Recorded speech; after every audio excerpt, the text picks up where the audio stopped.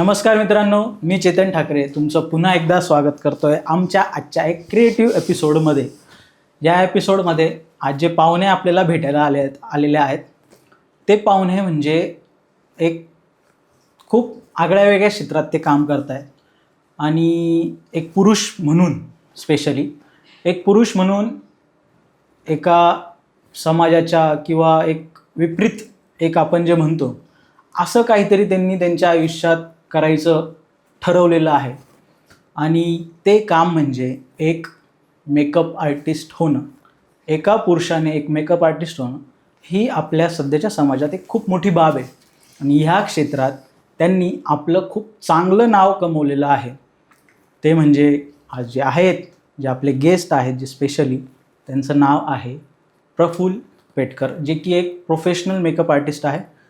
पण ह्या गोष्टी अचीव करण्या अगोदर त्यांचा जो हा प्रवास होता किंवा त्यांचं जे क्षेत्र आहे जे की बऱ्याचशा लोकांना माहीत नाही.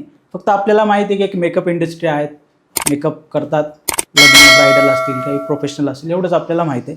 पण इन डिटेलमध्ये आज आपण त्यांच्याकडून ते गप्पांमार्फत जाणून घेऊया. तर प्रफुल्ल सर, मी तुमचं आमच्या पॉडकास्ट चॅनलमध्ये खूप स्वागत करतो की तुम्ही इथपर्यंत आलात. तर एक मेकअप इंडस्ट्री किंवा एक मेल मेकअप आर्टिस्ट म्हणून तुमची स्वतःबद्दल काय एक प्रतिक्रिया आहे? मेकअप इंडस्ट्रीमध्ये एक मेल मेकअप आर्टिस्ट म्हणून जर विचार ठरले तर अतिशय चांगली इंडस्ट्री आहे मेकअप इंडस्ट्री. बरेचसे मेल मेकअप आर्टिस्ट या इंडस्ट्रीमध्ये काम करतात. आणि असं म्हणतात की मेल मेकअप आर्टिस्ट चांगलं काम करतो, फिनिशिंग त्याच्या हातात जास्त असते. सो मला पण कुठेतरी इंटरेस्ट वाटला म्हणून मी इंडस्ट्री मेकअप इंडस्ट्री निवडली आणि याच्यामध्ये काम करायचं ठरवलं. पण आता जर आपण बघितलं की आपण लहानपणापासून बघतो की जे मुलं असतात किंवा ज्यांचे आईवडील असतात की आपला मुलगा मोठा होऊन इंजिनियर बनेल किंवा डॉक्टर बनेल किंवा एखादा बिझनेसमॅन बनेल किंवा काहीतरी तो करेल जे समाजात जे खूप दिवसांपासून खूप काळापासून चालू आहे. पण जेव्हा तुम्ही लहानपण जे आपलं आहे की आपल्या वेळेस फार गोष्टींचा एक्सपोजर एवढा नव्हता, पण त्या गोष्टींना लक्षात घेऊन ते सगळा जो अनुभव असेल तुमचा तो एकत्र जर केला तर तुम्हाला तेव्हा कुठे वाटत होतं की आपण काहीतरी अशा इंडस्ट्रीत किंवा अशा एखाद्या कामामध्ये किंवा असं कुठंतरी पाय रोवू आपले? तसं खरं बघायला गेलं ना तर कधी मला असं वाटलंच नव्हतं. जेव्हा माझं शिक्षण चालू होतं, जेव्हा मी 11वी आणि 12वी सायन्समध्ये घेतलं होतं आणि मला करायची होती इंजिनिअरिंग आणि माझ्या वडिलांचं पण स्वप्न होतं की हां, माझा मुलगा इंजिनियर झाला पाहिजे. पण आयुष्यात अशा काही घडामोडी येतात ना की माणूस आपोआप त्या वाहत्या नदीबरोबर तो पण वाहून जातो. तसंच माझ्याबद्दल पण तेच झालं आहे. वाहत्या नदीसोबत मी पण वाहून गेलो आणि या इंडस्ट्रीमध्ये येऊन थांबलो. पण ह्या इंडस्ट्री येण्या अगोदर माझ्या माहितीनुसार जेव्हा तुम्ही सांगितलं जेव्हा तुमचे वडिलांचं निधन झालं, त्या निधनानंतर तुमच्यावर अशा खूप साऱ्या परिस्थितींनी खूप तुम्हाला सामोऱ्या जावं लागलं. बरोबर. कारण तेव्हा तुमचं वय खूप कमी होतं. बरोबर. आणि तुम्हाला इंजिनियर पण व्हायचं होतं. पण त्या परिस्थितीमुळे किंवा जे पण त्या काळात घडलं असेल त्यावेळेस तुम्ही एका छोट्याशा दुकानात एक जे की आपलं मेकअपचं साहित्य भेटतं किंवा डिस्ट्रीब्युटर असेल, बरोबर, कोणी पण तिथे तुम्ही काम केलं. ते काम करताना जे आपलं घरची परिस्थिती असेल किंवा स्वतःचे स्वप्न तर तुम्ही त्यावेळेस सगळे विसरलेच होते. विसरलो, त्यागच केलं तो पूर्ण.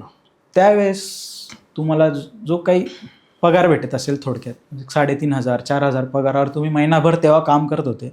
स्पेशली मेकअपच्या एका त्या फॉर्मॅटमध्येच होते की फक्त दुकानात होते सेलिंगला. बरोबर. तेव्हा काही इंटरेस्ट जाणवला की अरे ही इंडस्ट्री जराशी वाटते असं काही? तसं बघायला गेलं ना, जेव्हा मी एक कॉस्मेटिक शॉपमध्ये ॲज अ सेल्समन म्हणून कामाला लागलो आणि त्यावेळेस मी पण तेव्हा मला नवीन जेव्हा मी जॉबला लागलो तेव्हा मला तर कळतच नव्हतं की हे नेमकं काय आहे. त्यानंतर जेव्हा मी लिपस्टिक विकायला सुरुवात केली, मी ते फेशियल किट्स विकायला सुरुवात केली, ब्लीच किंवा असे बरेचसे जे सौंदर्य प्रसाधनाचे जेवढे साहित्य आहेत ते विकायला मी सुरुवात केलं. तेव्हा मला कळायला लागलं की ही जी इंडस्ट्री आहे, ही ब्युटी इंडस्ट्री आहे, ही खूप मोठी आहे आणि या ब्युटी इंडस्ट्रीमध्ये आपलं करिअर होऊ शकतं. कारण की शिक्षण वडील जेव्हा माझे वडील वारल्यानंतर माझं जे शिक्षण होतं ते अपूर्ण राहिलं आणि जबाबदाऱ्या माझ्यावरती पडल्या आणि जबाबदाऱ्या पडल्यामुळे मला काय झालं की मला कुठेतरी जॉब करणं पण गरजेचं होतं आणि ते जॉब बरोबर शिक्षण करणं पण गरजेचं होतं. पण शिक्षण पाहिजे तेवढं झालं नाही, BSc पर्यंतच येऊन थांबलो. मग आता करायचं काय? तर मग ही इंडस्ट्रीमध्ये मला कळलं की ही इंडस्ट्री खूप मोठी आहे ब्युटी इंडस्ट्री, म्हणून ब्युटी इंडस्ट्रीमध्ये मी माझं पाय रोडायचं ठरवलं आणि 100% याच्यावरती करिअर करायचं ठरवलं. तेव्हा भीती नाही वाटली तुम्हाला की मी एक मेल कॅन्डिडेट आहे, मी एक पुरुष आहे, एका पुरुषाच्या हातून एखाद्या स्त्रीने मेकअप करणं हे आपल्या तरी सध्याच्या सोसायटीमध्ये आता कॅज्युअल झालं आहे, पण मागच्या गेल्या 6-7 वर्षा अगोदर ही कन्सेप्ट नव्हती फार. नव्हती. त्यावेळेस तुम्ही जे हे स्वप्न पाहिलं होतं तर तुम्हाला असं वाटलं नाही का अरे यार कुठेतरी याचा परिणाम माझ्यावर होऊ शकतो? वाटलं पण होतं की याचा परिणाम कुठेतरी होऊ शकतो, फॅमिली सपोर्ट मिळेल का, किंवा नातेवाईक लोक काय म्हणतील की एक मेल मेकअप आर्टिस्ट इंडस्ट्रीमध्ये काम करतोय, नातेवाईक काय म्हणतील, बरेचसे क्वेश्चन मार्क्स होते. पण शेवटी बघा, जर आपल्याला काही करायचं ठरलं है ना, आपल्याला काही आपल्या आयुष्यात करायचं आहे तर ते आपल्यालाच करायचं आहे, दुसरं कोणी काय म्हणून. ते एक म्हण आहे बघा, हाती चले बाजार कुत्ते भोके हजार. तर तसा प्रकार प्रत्येकाच्या आयुष्यामध्ये येतो आणि माझ्या आयुष्यात पण होता. पण मी त्याचा विचार न करता घोड्याची नाल जशी असते तसं लावले आणि सरळ चाललो आणि इंडस्ट्रीमध्ये येऊन बसलो. आणि पण एक गोष्ट लक्षात ठेवा, मी ना त्यावेळेस एक मूवी बघितला होता, रॉकेट सिंग नावाचा मूवी होता आणि तो मूवी फार इन्स्पायर होता माझ्यासाठी. त्या मूवीमध्ये एक डायलॉग होता, ते डायलॉग असा आहे त्याच्यामध्ये की रिस्क तो स्पायडरमॅन को भी लेनी पडती फिर भी मैं सेल्समन हूँ. तर तेव्हा मी जेव्हा सेल्समन होतो ना तेव्हा हाच डायलॉग मला लक्षात द्यायचा का स्पायडरमॅन पण रिस्क घ्यायचा, पण मी तर सेल्समन आहे, मग मी सेल्समन का एक चांगला मेकअप आर्टिस्ट नाही होऊ शकत. तर बस तेच एक डोक्यामध्ये होतं आणि त्या हिशोबाने मी काम करत गेलो. त्या पिरियडमध्ये ॲज अ सेल्समन म्हणून तुमची चांगली प्रगती होत होती. बरोबर. त्या डिस्ट्रीब्युटरशिपमध्ये पण चांगलं तुमचं प्रगती झाली होती, नाव झालं होतं. पण खरा जो तुम्हाला तुमच्यातला जो मेकअप आर्टिस्ट कळला तो माझ्या मते कोविडमध्ये कळला. कारण कोविडमध्ये खूप सगळ्यांवरच ते खूप एक बिकट परिस्थिती होती, खूप जास्त मोठं संकट होतं. ते सगळ्याच दृष्टिकोनाने होते, सामाजिक, आर्थिक, मानसिक, शारीरिक सगळ्या दृष्टिकोनाने एक वाईट परिस्थिती. 100%. मग तेव्हा जे तुमचं हे जे काम चालू होतं तेव्हा मग त्या परिस्थितीला तुम्ही जेव्हा टॅकल करत होता तेव्हा काय विचार येत होते? ॲक्च्युली ना परिस्थितीच माणसाला शिकवते. झालं काय की जसं मी सेल्स होतो, सेल्सचं काम केलं, त्यानंतर मी माझा स्वतःचा एक डिस्ट्रीब्युटरशिप म्हणून बिझनेस पण चालू केला. बराचसा मी ब्युटी पार्लरला माल सप्लाय करायचो. मग बऱ्याच ब्युटी पार्लरमध्ये डोर टू डोर मी सर्व्हिस पण देत होतो, प्रोडक्ट वगैरे विक्री वगैरे हे सगळं चाललं होतं माझं काम. आणि सडनली लॉकडाऊन येतोय आयुष्यात आणि लॉकडाऊन आल्यानंतर सगळा बिझनेस बंद पडतोय. बिझनेस बंद पडल्यानंतर फंडिंग पण संपते, पैसे पण संपतायत, जी इन्व्हेस्टमेंट केली होती ते पैसे पण आपले अटकून गेलेले आहेत. आणि त्यावेळेस एवढी परिस्थिती वाईट होती की मला झोमॅटोमध्ये पण ॲज अ डिलिव्हरी बॉय म्हणून कामाला लागावं लागलं. आणि त्या लॉकडाऊनमध्येच मी जास्त करून मेकअपवर फोकस केला आणि खूप जास्त प्रॅक्टिस केली. आणि मी ठरवलं होतं की हा लॉकडाऊन मी कुठंतरी माझं पुढचं फ्युचर याच्यामध्ये होणार आहे, म्हणून मी या लॉकडाऊनमध्ये दुसरं काही न करता फक्त माझ्या मेकअपच्या प्रॅक्टिसवरती भर दिले. पण लॉकडाऊनमध्ये तुम्ही म्हणताय की तुम्ही मेकअपकडे फोकस तुमचा वळवला, मग त्यावेळेस एक जे स्किल डेव्हलप केलं किंवा जी प्रॅक्टिस आपण म्हणतो, बरोबर, कारण एका मेल कॅन्डिडेटला आपला आधीच या मेकअपशी काही संबंध नव्हता. बरोबर. आपल्याला फक्त एक बेसिक गोष्टी माहीत असतात, पावडर, फेअर इन लव्ह, काहीतरी बेसिक गोष्टी, एक बेसिक गोष्टी माहीत असतात.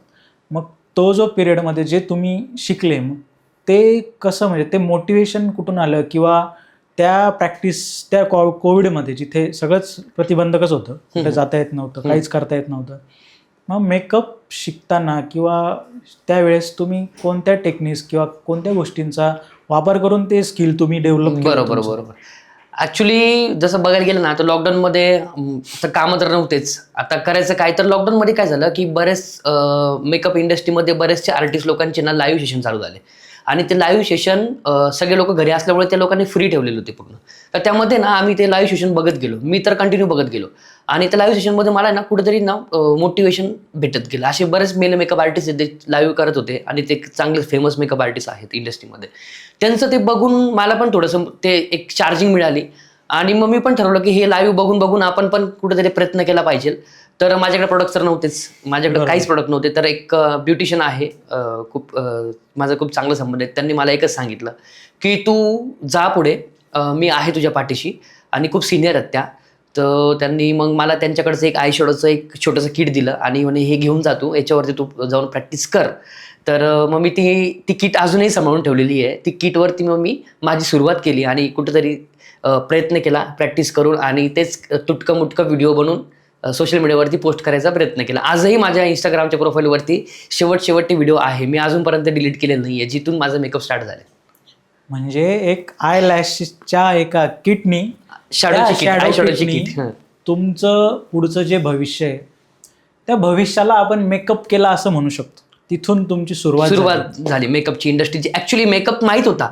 नवरदेव मेकअप करायचो मी पहिले. नवरदेवचे मेकअप 2014-15 तेव्हापासून स्टार्ट केले.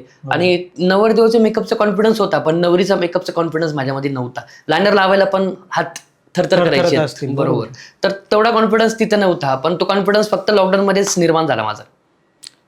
पहिलं मेकअपचं काम आठवतंय तुम्हाला तुमचं? हो, आठवतंय. यश म्हणून एक नवरदेव होता, यश नावाचा. आणि मी ते माझ्यामध्ये पाथर्डी साईड नाशिकमध्ये तिकडे मी तो मेकअप केला होता आदित्य हॉलमध्ये. आणि तेव्हा मी 800 रुपये घेतले होते नवरदेवाकडनं. 800 रुपये? 800 रुपये एका मेकअपचे 800 रुपये घेतले होते. आणि मला चांगलं आठवतं की मला कन्सिलर म्हणजे माहित नव्हतं. मी कन्सिलरचे असे डॉट घेऊन डॉट करून फेसवरती आणि त्याला बोटाने स्प्रेड करून आणि स्पंजनी स्प्रेड करून असा नवरदेवचा त्यावेळेस मेकअप केला होता 2014 साली. 2014 साली. आणि तो माझा फर्स्ट मेकअप होता म्हणून तो अजून विसरलो नाही. आणि त्याचे फोटो अजूनही मी माझ्या गुगल ड्राईव्हवरती सेव्ह करून ठेवलेले आहेत. तो जो पहिला मेकअप केला तुम्ही म्हटले 800 रुपये होता. आत्ता सध्या जो ग्रूम मेकअप होतो त्याचे किती चार्जेस असतात? आता सध्या ग्रूम मेकअपचे 4,000-5,000 रुपये असे रेट चाललेत एका मेकअपचे. 800 रुपये म्हणजे तेव्हा पण 2-3 हजार रुपये चालायचे. पण आपल्याला काही माहितीच नाही ना इंडस्ट्रीमधलं. फर्स्ट टाइम कुठे ऑर्डर आली आणि ती करायची, चला घाबरत ती ऑर्डर पार केली आणि तिथून तो कॉन्फिडन्स निर्माण झाला की आपणही करू शकतो. तो घाबरटपणा ते जाणवत होता लोकांना की नव्हता? नाही, अजिबात नाही. तेवढं मी सेल्सवाला होतो ना. सेल्सवाल्यांना माहित असतं मार्केटिंग स्किल कशी आहे, समोरच्याला समजूनच द्यायचं नाही की आपल्याला काही येतंय का नाही येतंय. त्यामुळे तो पहिला मेकअप जो होता ना, मला मी घाबरत पण होतो पण करायचा कॉन्फिडन्स पण होता. आणि समोरच्याला अजिबात कळलं नाही की मी बिगिनर आहे. आणि त्यांना नंतर त्यांचा फोन पण आला की बॉस मेकअप खूप छान झाला, सगळ्यांना आवडला. बस अजून कॉन्फिडन्स वाढला. अजून मोटिवेशन आलं. बस अजून मोटिवेशन आलं आयुष्यात. मग जेव्हा तुम्ही एक ॲज अ प्रोफेशनल कोणत्या कालावधीत झाले आणि कसे झाले? त्याच्यात काही प्रोफेशनल कोर्स केला किंवा कुठे काम केलं की कुठे तुम्ही स्वतःच इन हँड तुम्हीच प्रॅक्टिस केली घरात, की असं काही की जे तुम्ही प्रोफेशनल तुमचा जो टॅग लागला त्याच्या मागची काय स्टोरी झाली? ॲक्च्युली तसं बघायला गेलं तर सेल्सचं फील्ड होतं आणि इंडस्ट्री तर बघतच होतो मी. मेकअप कळत होते तेव्हा, सेमिनार होत होते त्यावेळेस, बऱ्यापैकी इव्हेंट होत होते, एक्सपो होत होते. एक्सपो पण बऱ्यापैकी मी अटेंड करत होतो. तेव्हा कळत होतं इंडस्ट्री. पण ते मेकअप नेमकं असतं काय, आता आम्हाला तर काय माहित होतं, होम केअर ब्रँड माहित होते कारण आम्ही रिटेल शॉपमध्ये जेवलो होतो. आणि रिटेल शॉपमध्ये जास्त करून होम केअरच ब्रँड्स जास्त फेमस आहे. हे जे आत्ताचे जे ब्रँड आहे, जसं आता बरेचसे डिओर आहे किंवा शार्लेट टिल्बरी आहे किंवा पॅट्रिक्टा असेल, असे बरेचसे मोठे मोठे लक्झरी ब्रँड्स आहे, इंटरनॅशनल ब्रँड्स आहे. त्याच्याबद्दल कधीच माहीत नव्हतं. तितकी लेवलला इंडस्ट्री नव्हती पण, आणि तितक्या लेवलला बाकीचे आर्टिस्ट नव्हते पण याच्यामध्ये. सो हे सगळं करताना जी प्रॅक्टिस आहे मेन, ती मी घरीच केली. लाईव्ह जसं तुम्हाला बोललो की मेकअपचे लाईव्ह सेशन बघून मी ती प्रॅक्टिस केली. त्यानंतर मग काही इंटरनॅशनल डिग्रीज आहेत, बरेचसे इंटरनॅशनल मेकअप आर्टिस्ट आहेत ब्राझीलचे, त्यांच्याकडनं त्या डिग्रीज घेतल्या, तिथं छोटे कोर्सेस केलेत. आणि त्यानंतर मग सगळं सेल्फ मेडच आहे. मी जितकं जास्त प्रॅक्टिस करून, जसं म्हणतात ना की पोळी जेव्हा स्टार्टिंगला आपण लाटतो तेव्हा ती पोळीचा नकाशाच वेगळा होतो, पण जेव्हा ती पोळी लाटून एकदा प्रॅक्टिस झाली की बरोबर पोळी कशी होते, गोल होते. बस तेच कानमंत्र लक्षात ठेवलं आयुष्यभर. आणि आता पोळी एकदम आपली प्रॉपर. तुमच्या मेकअप त्या फील्डला, त्या प्रोफेशनला एक गोल आकार दिलेला आहे. आता गोल आकार दिलेला आहे. आणि आता फक्त गोवा नाही, आता फक्त बी पेरलेले आहे, झाड उगलेलं आहे. आता फळं यायची वाट बघायची. फळं पण आलेले आहेत. आता हळूहळू एक फळ खायचंय. पण त्या एका झाडाचं मला असं वाटतं की तुम्ही त्या झाडापर्यंत सीमित न राहून एक ह्या इंडस्ट्रीत एक वर्ड होण्याचा प्रयत्न करावे, ज्याच्या पारंब्या खूप मोठ्या असतात आणि सगळीकडे पसरलेल्या असतात. तेच करायचंय. माझा पुढचा प्रश्न असा आहे की जेव्हा तुम्ही ह्या गोष्टीत प्रोफेशनल तुम्हाला वाटलं की आता आपण हा मेकअप करू शकतो, मग जेव्हा ही सगळ्या गोष्टी घेऊन जेव्हा तुम्ही समाजात पाऊल टाकलं, सोसायटीत पडले तुम्ही, बरोबर, की एक सोपं नसतं ना, कारण जेव्हा तुम्ही मेल ग्रूम मेकअप केला, ठीक आहे ते मेल कॅन्डिडेट होते, बरोबर, पण एखाद्या ब्रायडलचा, आणि महत्त्वाचं म्हणजे तुम्ही अशा लोकांचा मेकअप करतात की त्या क्षणी त्यांच्या आयुष्यातलं खूप मोठा क्षण असतो तो, बरोबर, की ते आयुष्यभर लक्षात ठेवतात. अशा क्षणाला एक आपण मेकअप त्यांच्या ज्या त्या सिच्युएशन आहे, जे पण त्यांचं ओकेजन आहे, त्या ओकेजनला आपण त्यांचा मेकअप प्रोव्हाइड करतो. तो मेकअप देताना एक एक्साइटमेंट पण असते कुठेतरी, एक आपल्याला माहित असतं की तो मेकअप चांगला झाला भीती पाहिजे, वाटते. तिला समोरच्या ग्रूमला, ब्राईडला किंवा ग्रूमला, ते कस्टमर सॅटिस्फाईड झालं पाहिजे. बरोबर. पण ह्या प्रोसेसच्या अगोदर जेव्हा तुम्ही याच्यात पाऊल टाकलं, जेव्हा तुम्ही एक इंडिपेंडंट एक प्रोफेशनल मेकअप आर्टिस्ट झाले, तेव्हा समाजाने एक काय प्रतिक्रिया दिली?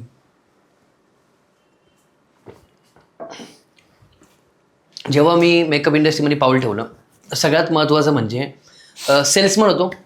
सेल्समन म्हणजे खरं का म्हणतो ना आपण, कडू पण सत्य. सेल्समन होतो आणि सेल्समनपासून जसं मी मेकअप आर्टिस्ट झालो, तर जेवढे लोकांना म्हणजे मी जिथे जिथे प्रोडक्ट सप्लाय करायचो किंवा जिथे जिथे मी जायचो, तर असे बरेचसे इंडस्ट्रीमध्ये काही होते, इंडस्ट्रीमध्ये ब्युटिशियन्स आहेत, काही मेकअप आर्टिस्ट आहेत. बरं, त्यांना कुठेतरी गोष्ट आवडली नव्हती माझी, की याला जमल का, याला हा तर सेल्समन आहे, याला डोकं आहे का, हा करेल का, याला येईल का, किंवा असे बरेचसे पाय खेचायचा प्रयत्न केले माझे. हा तर सगळ्यात पहिला पॉईंट होता, कारण माझ्या कानावरती पडत होतं सारखं ते कंटिन्युअस, आणि येतं ऐकायला. नाही, तुमची फील्ड पण कन्झर्वेटिव्ह फील्ड, खूप असे खूप लोक नाही आहेत, लगेच एखादी गोष्ट कळून जाते. आणि ते कानावरती पडत होतं की आपलेच इंडस्ट्रीमधले, आपलेच ओळखणारे लोक, ज्याचे आपले चांगले संबंध आहेत, ते लोक पण आपल्याला मागून नावं ठेवायला लागलेत. तर कुठेतरी तिथं पण खचलो होतो मी, की यार एवढा आपण काहीतरी चांगला प्रयत्न करतोय, आपल्या फॅमिलीसाठी करतोय, आणि अशामध्ये जर असं होणार असेल तर करून फायदा नाहीये. मग हा माझा पहिला टप्पा होता. आणि दुसरा टप्पा नातेवाईक. तर नातेवाईक स्टार्टिंगला लोकांना जरा अफोर्डच वाटलं की इंडस्ट्रीमध्ये, लेडीज इंडस्ट्रीमध्ये काम करणं, पण नंतर ते सुद्धा खूप पॉझिटिव्ह झाले. आज ते नावच काढतात, जिथे जातात तिथे नातेवाईक नाव काढतात. आणि ते इंडस्ट्रीमध्ये जे ब्युटिशियन्स किंवा जे मेकअप आर्टिस्ट लोक होते, ज्यांनी बॅड पॅचिंग केली मागे, तर ते असे लोक सुद्धा आता कौतुक करतात की काम बघून, की आम्हाला खूप प्राऊड फील वाटतं की प्रफुल्ल तू काय होतास आणि तू आता काय झालास. तर तो एक अजून एक आनंद तो होतो. आणि तेच मला करायचं होतं की यांना पण कळलं पाहिजे की मी पण माझं काहीतरी कुठेतरी खूप मोठं योगदान देतोय, त्या कष्टातनं मी कुठेतरी ते करते. तर सपोर्ट करणं खूप जास्त या गोष्टी गरजेच्या आहे. तुम्ही सपोर्टच समोरच्याला नाही केला, समोरच्याला तुम्ही प्रत्येक वेळेस डॉमिनेटच करत राहिले, तर स्वतःचं तर नुकसान होतं, पण दुसऱ्याचं पण त्यामध्ये नुकसान होत असतं. अशा परिस्थितीत जेव्हा तुम्ही या गोष्टी तुम्हाला कळत होत्या, फेस करत होते तुम्ही, की माझे बॅक बॅचिंग होते किंवा माझं नाव खराब केलं जातंय, ह्या गोष्टींना प्रतिक्रिया किंवा एक उत्तर आपण देतो, ते कोणत्या पद्धतीचं होतं किंवा कसं तुम्ही त्या गोष्टींना कशा टॅकल झाला, काय नेमकं केलं? उत्तर मला ठरलं होतं की मला नावासहित माहिती होतं की कोण माझ्याबद्दल मागून बोलतंय, पण मी एकच ठरवलं की फोन करण्यापेक्षा किंवा विचारण्यापेक्षा आपण आपल्या कामात आपण आपलं काम चांगलं करू, आपण इतकं कष्ट करू, आणि आपण एक एम्पायर तयार करायचं, फॅमिली एम्पायर म्हणू शकतो आपण आपल्या फॅमिलीला पण या इंडस्ट्रीमध्ये उभं करू. आणि नंतर जे मागून वाईट बोलणारे जे लोक आहेत ना, ते ऑटोमॅटिकली स्टॉप होणार आणि ते स्वतःहूनच कौतुक करणार. तर ते ठरलं होतं आणि ते हळूहळू ते सक्सेसफुल झालं पण, की जे मागून बोलणारे, जे वाईट बोलणारे लोक होते, ते ऑटोमॅटिकली कसे आले, पॉझिटिव्ह झाले. तर त्याच्या मागे मला एवढंच होतं की आपल्या कामातनं आपलं उत्तर द्यायचं, आणि बस तेच फोकस होतं की कामं करायचं, आपलं काम जास्त फोकस ठेवलं मी माझ्या लाईफमध्ये तरी. एवढ्या सगळ्या गोष्टी करताना प्रत्येक एखाद्या माणसाला, जेव्हा आपण कोणत्याही गोष्टीत एवढ्या गोष्टी फेस करतोय ना, आपल्याला त्याच्यातच काम करायचं आहे, मग इथे कुठंतरी एक प्रत्येक कोणताही माणूस, तुम्हीच म्हणे कोणी पण कोणत्याही क्षेत्रात काम करत असेल, तेव्हा त्यांना एक असं वाटतं, एक भीती असते, एक धोका जाणवतो की खरंच या क्षेत्रात काम करणं योग्य आहे का, की रिस्क आहे, किंवा मला याच्यातनं धोका आहे, असं काही होतं ना. आता आजकाल काय झालं माहिती आहे का, हर घर में मेकअप आर्टिस्ट. हर घर में मेकअप आर्टिस्ट म्हणजे प्रत्येक घरात एक मेकअप आर्टिस्ट आहे. इंडस्ट्री वाढती आहे, मोठी होते, क्लायंट पण वाढत आहेत, लग्न पण खूप मोठे व्हायला लागले. आता पहिल्यासारखे लग्न नाही राहिले, आता खूप मोठे लग्न होत आहेत. तर जसं इंडस्ट्री मोठी होते तसं मेकअप आर्टिस्ट पण वाढलेत, खूप जास्त वाढलेत. पण मेकअप आर्टिस्ट वाढता ना, रेटचा कचरा सुद्धा होतोय, बरोबर. जे ब्रायडल मेकअपचा रेट 15,000 20,000 रुपये पर मेकअप असतो, तोच ब्रायडलचा मेकअप काही लोक 3,000 4,000 5,000 घेत आहेत. तर ते इंडस्ट्रीमध्ये हे सगळ्या गोष्टी घडत असताना, कचरा होत असताना सुद्धा, जेव्हा नवीन कोणी इंडस्ट्रीमध्ये पाऊल ठेवायचा प्रयत्न करतो की बाबा मला मेकअप इंडस्ट्रीमध्ये यायचं आहे, मला मेकअप शिकायचं आणि मला मेकअप आर्टिस्ट व्हायचं आहे, तर मी त्यांच्यासाठी एकच उत्तर देईन, जर तुमच्यामध्ये पेशन्स असतील, जर तुमच्यामध्ये जिद्द असेल, आणि जर तुम्हाला खरंच काहीतरी वेगळंपण युनिक करायचं असेल, तर तुम्हाला या इंडस्ट्रीमध्ये येऊन फायदा आहे. तुम्हाला जर झटपट पाहिजे असेल, एका महिन्यात शिकलो, दुसऱ्या महिन्यामध्ये अकॅडमी, तिसऱ्या महिन्यामध्ये लगेच क्लायंट पाहिजे, तर तो माणूस या इंडस्ट्रीमध्ये टिकूच शकणार नाही. तर स्वतःचं एक अस्तित्व निर्माण करण्यासाठी मेकअप इंडस्ट्रीमध्ये खूप वेळ लागत असतो. लगेचच महिना 2 महिन्यात काहीही होत नाही. असं वाटतं आपण कधी चाललोय की चुकीच्या दिशेने आताच आहे जरा, असं कधी वाटलं तुम्हाला? कधी कधी होतं ना असं, की आपण खरं माझं डोक्यात काय होतं, इंजिनिअरिंग गेलं, वडील गेल्यानंतर मग होतो मग बिझनेसमॅन. आता जर मी एखाद्या शॉपमध्ये काम करतोय तर ऑफकोर्स मला वाटतंय की बिझनेस करावा, तर बिझनेसच डोक्यात होतं माझा. पण लॉकडाऊननी सगळं गणित फिरवलं. नाही तर मला इंटरेस्ट आहे की बिझनेसमध्ये इंटरेस्ट आहे, की बिझनेस करावा, एक मोठं शॉप किंवा डिस्ट्रीब्युटरशिप एजन्सी वगैरे चालू करावा. पण झालं काय आहे की मेकअप इंडस्ट्रीमध्ये आल्यानंतर थोडंसं माझं चेंज झाला, स्वभाव चेंज झाला, की चला बिझनेसला लागतं काय, इन्व्हेस्टमेंट, भांडवल लागते, खूप जास्त भांडवल. समजा मला 20 लाख रुपये जर माझ्याकडे असेल तर मी चांगला बिझनेस उभा करू शकतो. जर माझ्याकडे भांडवल नाही तर मग मला भांडवल उभं करण्यासाठी काय करावं लागेल. आणि मेकअप इंडस्ट्री अशी आहे की तिथे तुम्हाला भांडवल खूप कमी आहे. तिथे तुम्हाला फक्त एज्युकेशनवर भर द्यायचा आहे, प्रॅक्टिसवर भर द्यायचा, आणि जे काही स्टार्टिंगचे प्रोडक्ट आहेत त्या प्रोडक्टमध्ये इन्व्हेस्टमेंट करायची, ते स्किल तुमची डेव्हलप करायची, तुमची क्रिएटिव्ह माइंड डेव्हलप करायची, तुमच्यामध्ये काय क्रिएटिव्हिटी आहे ती डेव्हलप तुम्हाला करायची. ऑटोमॅटिक तुमचे पैसे उभे राहणार आहे. मग तुम्ही वाटलंच तर मेकअप इंडस्ट्रीमध्ये कसं, ते ग्लॅमर इंडस्ट्री ही, इथे 5 वर्ष 10 वर्ष ग्लॅमर राहतं माणसाचं. प्रत्येक आर्टिस्टचं एक 10 वर्ष 15 वर्ष त्याचं ग्लॅम असतं. त्या ग्लॅम नंतर त्या आर्टिस्टला सगळे विसरून जातं. जसं बॉलिवूडमध्ये प्रत्येक हिरोईनचं ग्लॅम असतं. तर ह्या ग्लॅममध्ये जर चांगले पैसे कमवले आणि तेच पैसे जर चांगले योग्य ठिकाणी गुंतवले तर नक्कीच तुमचं आयुष्य याच्यामध्ये चांगलं होणार आहे. म्हणजे तुमच्या म्हणण्यानुसार आज असं म्हणायला हरकत नाही की एक सेल्समन उद्या एक चांगला बिझनेसमॅन किंवा एक ओनर होऊ शकतो. एंटरप्रेन्योर आजही आहे, आजही बिझनेस फाउंडर मीच आहे, आजही बिझनेसच आहे हा, पण हा सर्व्हिस बिझनेस आहे. डिस्ट्रीब्युटर लाईन वेगळी भेटते, FMCG लाईन वेगळी आहे, B2B B2C कस्टमर्स वेगळे असतात, वेगळं आहे ते, आणि एक सर्व्हिस बिझनेस वेगळा आहे. सर्व्हिस बिझनेसमध्ये स्वतः मालकच लागतो. बरोबर. मला एखादी ब्रँड जेव्हा ऑर्डर देते तर ब्रँड मला काय सांगेल की मेकअप तुमच्या हातूनच मला हवाय. बरोबर. आता माझ्या हातून जर मेकअप हवाय तर ती दुसऱ्याकडून करेल का? नाही करणार. हा सर्व्हिस बिझनेस आहे. आणि मी कितपर्यंत पळणार आहे? वयाच्या 45 पर्यंत, 50 पर्यंत, त्यानंतर तर नाही ना. कुठेतरी फुल स्टॉप आहे, लागेलच फुल स्टॉप. मग असा बिझनेस शोधायचा की तिथे फुल स्टॉप नाहीये, तिथं माझी पिढी ती रन करू शकते. बरोबर. म्हणून या इंडस्ट्रीमध्ये ही ग्लॅमर इंडस्ट्री. एकदा तुमचं ग्लॅम चांगलं असं इंडस्ट्रीमध्ये जर तुम्ही फेमस झालात तर तुमचं ते एक 5 वर्ष 10 वर्ष ग्लॅम राहणार. त्या ग्लॅममध्ये तुम्हाला काय पैसे कमवायचे ते पैसे कमवा आणि ते चांगल्या ठिकाणी इन्व्हेस्ट करा. जर हे पैशांचं नाश केला, आले पैसे उडवले तर मात्र नंतर मग समजून घ्यायचं ग्लॅम संपल्यानंतर आपली परिस्थितीची खूप म्हणजे खूप हरवणार, पैसेच राहणार नाही, आणि कामं नसल्यामुळे अजून जास्त डिप्रेशन, आणि मग ते खूप डिप्रेशन झाल्यानंतर मग बऱ्याचशा गोष्टी माणूस काही पण निर्णय घेतो गोष्टीमध्ये. तर म्हणून थोडंसं जे येणारी जी पिढी आहेत ना, ह्या पिढींना पण सांगायचं आहे की मेकअप इंडस्ट्री करिअर म्हणून तुम्ही निवडू शकता, पण त्याला एक फुल स्टॉप आहे. हे लक्षात ठेवूनच काम करणं गरजेचं आहे इंडस्ट्रीमध्ये. जेव्हा हा निर्णय घेतला तुम्ही, सगळ्यात महत्त्वाचं एक घरच्यांची एक प्रतिक्रिया असते कोणत्याही गोष्टीला घेऊन आपल्याबद्दल. जेव्हा पण तुम्ही असं ठरवलं की मी एक मेकअप आर्टिस्टच होणार, तेव्हा फॅमिलीनी खूप प्रश्न विचारलेच असतील, त्याच्यात नो डाऊट. पण त्यावेळची तुमची भूमिका काय होती? काय एक माइंडसेट होता की नाही हेच करणार, आणि घरच्यांना तुम्ही ह्या गोष्टी कसं पटवून दिलं, काय केलं, काय परिस्थिती झाली? घरच्यांना एकच होतं की काहीतरी करायचं आहे. तेव्हा घरच्यांनी जास्त मला त्रास नाही दिला, या गोष्टीचा सपोर्ट केला. माझ्या आईने सपोर्ट केला, मला भावाने सपोर्ट केला, आणि माझ्या बायकोनी पण मला सपोर्ट केला खूप चांगला. मी जी प्रॅक्टिस केली ना, खूप प्रॅक्टिस केली ना, ती मी माझ्या बायकोवरतीच जास्त प्रॅक्टिस केली. कधी माझ्या बायकोला मंजुलिका बनवलंय, तर कधी वेगवेगळ्या प्रकारचे चटकिनी बनवून. नाही, खूप बोलायचं. 5-5 तास लागायचे ना मेकअप करायला मला. लायनर लावलं, कुठे चाललंय, आयब्रोज केले, इथपर्यंत चाललंय, कधी शूरपणेकासारखं, म्हणजे एकदम वेगवेगळे कॅरेक्टर केलेत मी, आणि चुकत होते मेकअप ना माझे त्यावेळेस. चुका करूनच शिकतो ना हा माणूस. चुकत होते मेकअप. तर सगळं जे काही एक्सपेरिमेंट म्हणतो ना आपण, ते सगळं माझ्या वाईफवरच केलंय मी. आणि तिने पण तेवढं सपोर्ट केला. ती पण 4-4 तास बसून राहायची माझ्यासाठी आणि मी 4-4, 5-5 तास करत बसायचो ते मेकअप.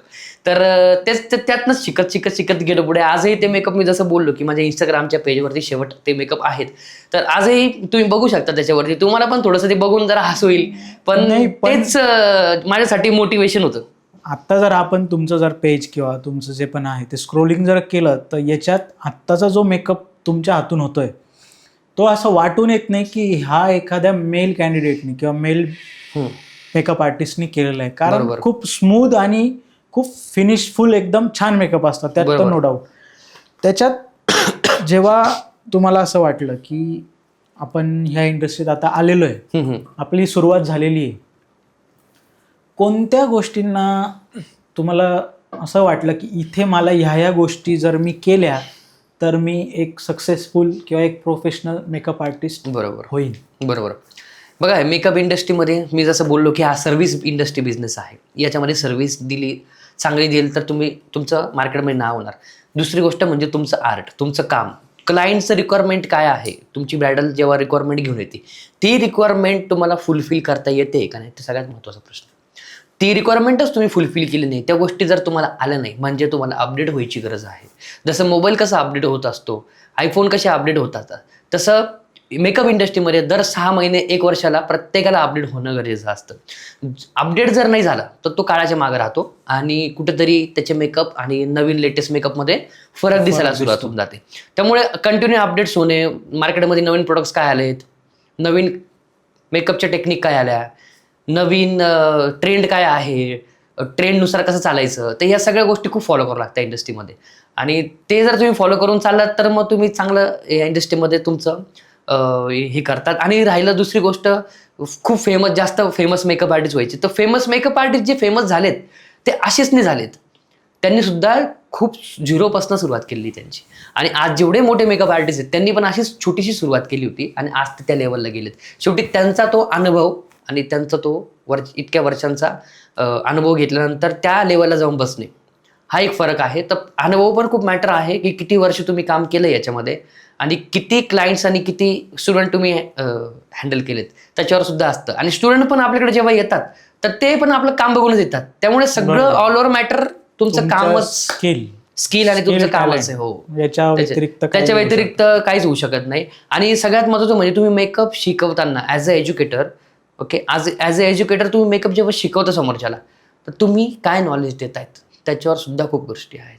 तुम्ही ब्रँडला प्रमोट करताय का, तुम्ही त्या ब्रँडबद्दल किती प्रोडक्ट बनतं, कसं, त्या प्रोडक्टचे इन्ग्रेडियंट्स काय आहेत, त्याचे इंटरॅक्शन्स काय आहे स्किनवरती चालणार आहे, चालणार आहे, कोणतं इन्ग्रेडियंट्स कसं स्किनवर काम करतं. जसं तुम्हाला बोललो की फाउंडेशन्स आहेत, तर फाउंडेशनमध्ये कव्हरेज पिगमेंट आणि फिलर इन्ग्रेडियंट्स अशा 2 इन्ग्रेडियंट्स पासून बनलेलं आहे. त्याच्यामध्ये टायटॅनियम डायऑक्साईड आहे, झिंक ऑक्साईड आहे, कॅव्हलिन क्ले आहे.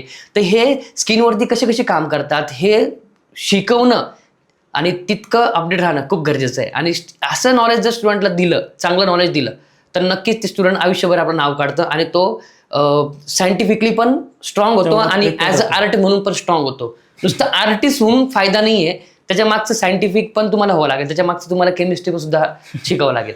जेव्हा आम्ही बाहेरून इंडस्ट्री बघतो आम्हाला असं वाटत नाही की एवढं सायंटिफिक पण याच्यात कोणी एवढा विचार करत असेल. पण तुम्ही ज्या रीते एक्सप्लेन करताय तर ऑफकोर्स तुम्ही एक प्रोफेशनल अकॅडमी पण रन करताय. बरोबर.